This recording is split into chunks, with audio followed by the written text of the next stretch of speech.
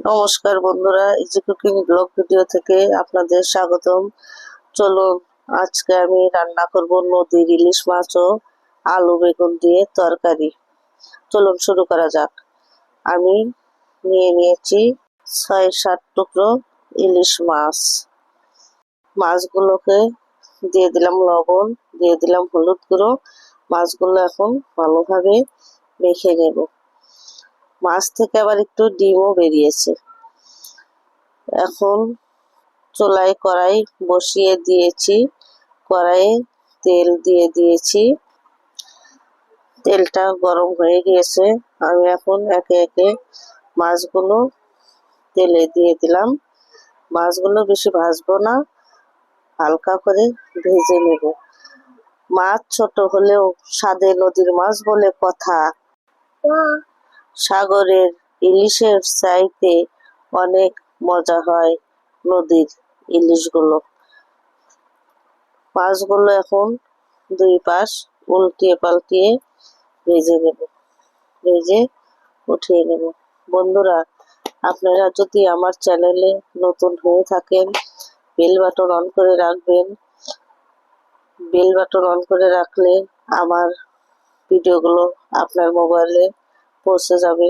অবশ্যই কমেন্ট করবেন, সাবস্ক্রাইব করবেন এবং লাইক করে দিবেন। বন্ধুরা, মাছগুলো আমার ভাজা হয়ে গিয়েছে। মাছগুলো এখন আমি উঠিয়ে নিলাম। বন্ধুরা, আপনারা আপনাদের আত্মীয় ও বন্ধুদের মাঝে বেশি বেশি শেয়ার করে দিবেন আমার ভিডিওগুলো দেখার জন্য। মাছগুলো আমি তুলে নিয়ে নিয়েছি। এখন ওই তেলে দিয়ে দিব সামান্য লবণ ও হলুদ। লবণ ও হলুদটাকে আমি একটু মিশিয়ে নেব। এখন এভাবে বেগুন কেটে নিয়েছি, বুঝতেই পারছেন, মোটা মোটা করে কেটেছি। বেগুনগুলো তেলে দিয়ে দিলাম। বেগুনগুলো লাল লাল করে ভেজে নেব।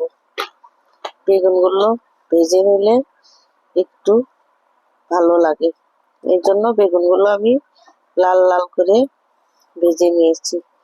আমার বেগুন ভাজা হয়ে গিয়েছে, বেগুনগুলো উঠিয়ে নিলাম। বন্ধুরা, আপনারা ভিডিওটি না কেটে পুরা ভিডিওটি দেখবেন এবং কমেন্টে জানিয়ে দেবেন। আমি এখন ওই তেলে দিয়ে দিলাম আলু। আলুগুলোকে নেড়ে চেড়ে একটু ভেজে নেব। ভেজে উঠাবো না, ওর ভিতরেই দিয়ে দিলাম 2-3টি দারচিনি ও জিরে। দারচিনি ও জিরেটাকে ভালোভাবে একটু ভেজে নেব। গন্ধ বেরিয়ে গিয়েছে, দিয়ে দিলাম পেঁয়াজ কুচি। পেঁয়াজ ভালোভাবে একটু ভেজে নেব। নেড়ে চেড়ে ভালো করে ভাজতে হবে। আমি আলুগুলো উঠাই নেই, কারণ আলু সেদ্ধ হতে একটু সময় লাগে।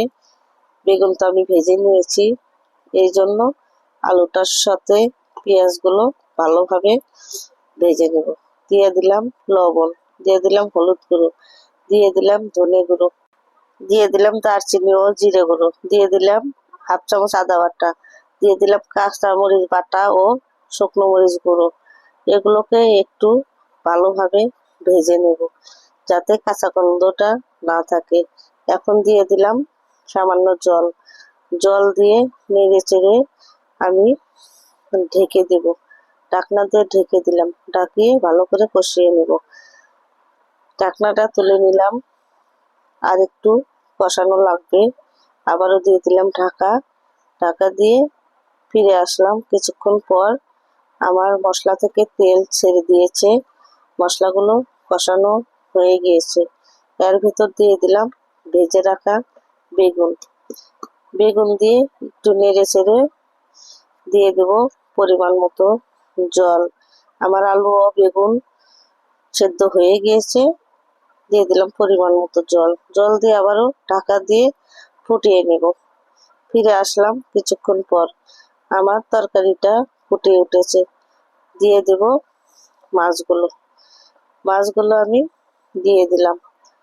মাছগুলো দিয়ে আবারও একটু নেড়ে চেড়ে ঢাকনা দিয়ে ঢেকে দেব। ঢেকে দিয়ে আরো কিছুক্ষণ রান্না করে নেব। ফিরে আসলাম কিছুক্ষণ পর। ঢাকনা উঠিয়ে নিয়েছি। তরকারিটা আর একটু হবে, দিয়ে দিলাম ধনেপাতা কুচি। ধনেপাতা কুচি দিয়ে আবার একটু ঢেকে দেব, ঢেকে দিয়ে রান্না করে নেব। বন্ধুরা, আপনারা অবশ্যই আমার ভিডিওটাকে কমেন্ট করবেন, সাবস্ক্রাইব করে দিবেন ও লাইক করবেন, বন্ধুদের মাঝে শেয়ার করে দিবেন। রান্নাটি কেমন লাগলো জানাবেন। আমার রান্নাটি যদি ভালো লাগে অবশ্যই কমেন্ট, শেয়ার, সাবস্ক্রাইব করে দিবেন। আবারও আপনাদের অনেক অনেক ধন্যবাদ।